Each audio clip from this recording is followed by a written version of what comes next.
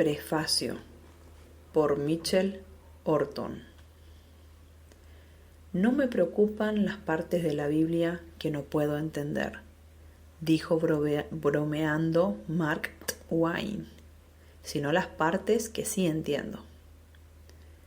Tristemente, el comentario de Twain se puede usar para condenar a muchos cristianos que dicen creer en la Biblia, sobre todo cuando consideramos pasajes relacionados con las responsabilidades de los miembros de la Iglesia. Piensa en cómo la cultura occidental nos afecta a todos. La estrella de cine J.W. decía que a él le gustaba Dios hasta que lo tuvo bajo su mismo techo. Nuestros cantantes lo expresan así: no me limites y lo hice a mi manera. Los publicistas apelan directamente a nuestro narcisismo. Hazlo como te parezca y tú eres el que manda. Con todo esto en el ambiente, es fácil querer los beneficios, pero no las responsabilidades derivadas de las amistades, de los matrimonios, de nuestras profesiones y ciertamente de la Iglesia. En parte, la imagen del individuo hecho a sí mismo que asciende gracias a su propio esfuerzo nos ha llevado a desconfiar de cualquier institución. Además, una continua sucesión de escándalos graves, junto a una política rencorosa, una burocracia impersonal e ineficaz y promesas incumplidas, ha debilitado la confianza de la gente en los líderes y en las instituciones.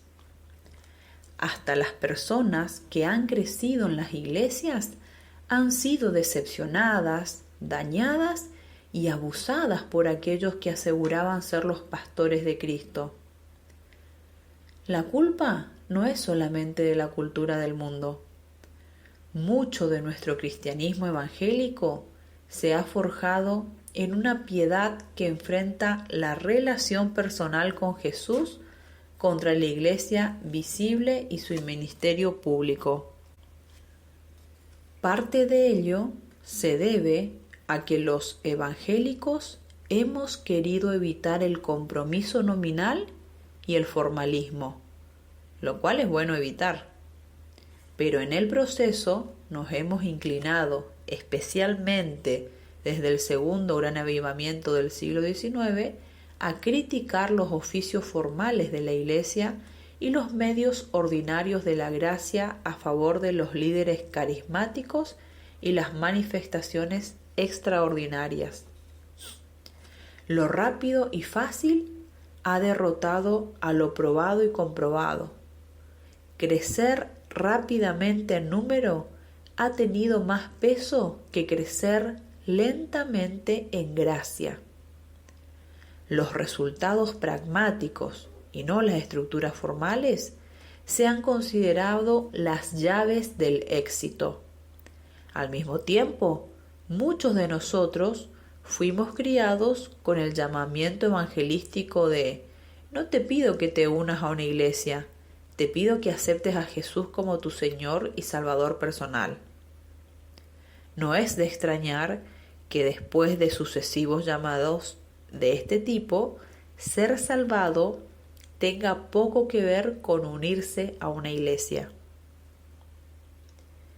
Incluso tenemos movimientos evangelísticos que ya han eliminado completamente el concepto de la membresía eclesial. Te dicen que simplemente asistas o no. Un líder evangélico aplaude la aparición de los revolucionarios que han decidido, de alguna manera, que ser la iglesia significa no unirse a ella.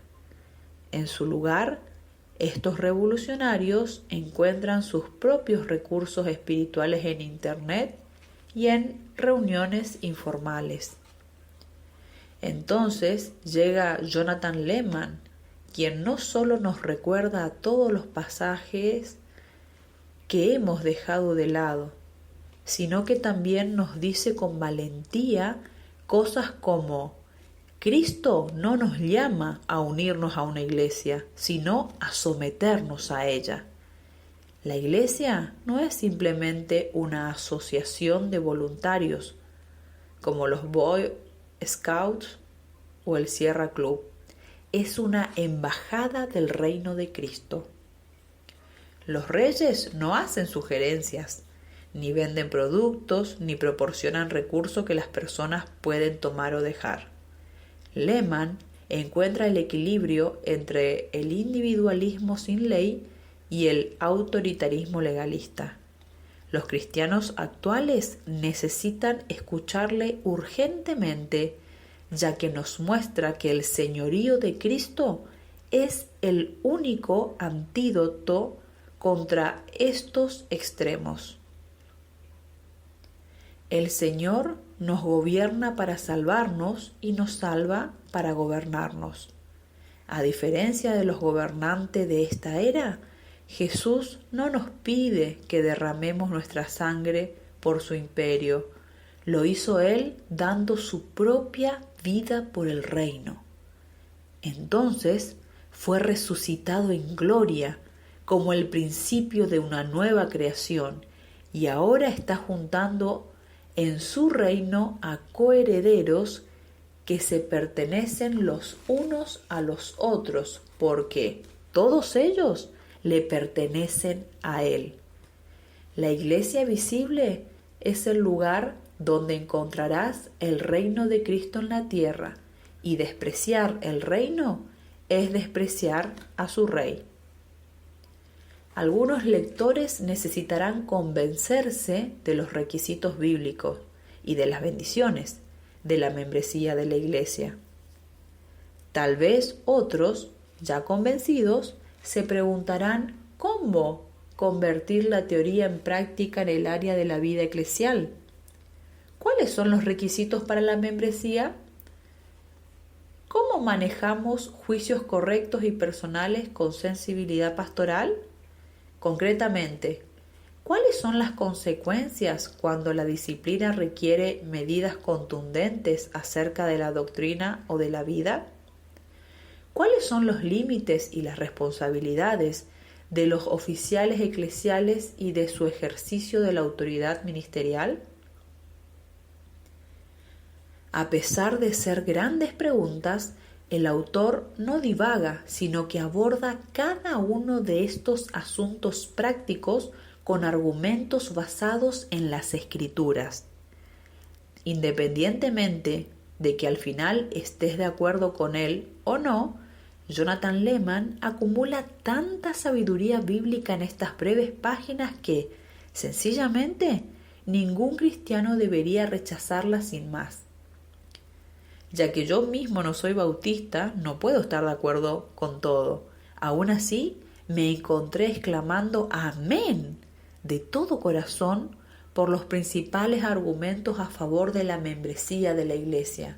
Y lo que es más importante, me he deleitado de nuevo en la maravillosa provisión del buen pastor que no solo ha redimido a sus ovejas, sino que también ha establecido la manera de alimentarlas y de dirigirlas hasta el final. Fin del prefacio, Michelle Horton. Tiempo de meditación personal. 1. ¿Crees que la cultura nos está animando a buscar los beneficios de las amistades, del matrimonio y de la iglesia, dejando de lado las responsabilidades que ellos implican? 2. Da un ejemplo personal de cómo tú te has beneficiado de la iglesia, pero sin asumir responsabilidades con la misma. 3. ¿Desconfía de la iglesia como institución? ¿Por qué sí o por qué no? Explica tu respuesta. 4. ¿Qué crees que el autor quiere decir con la frase crecer rápidamente en número ha tenido más peso que crecer lentamente en gracia? 5. ¿Alguna vez pensaste o piensas que ser salvo no tiene nada que ver con unirse a una iglesia? ¿Piensas que puedes vivir tu cristianismo sin ser parte de una iglesia local? 6. ¿Cuáles son los dos extremos en que podemos caer con respecto a este asunto de la membresía?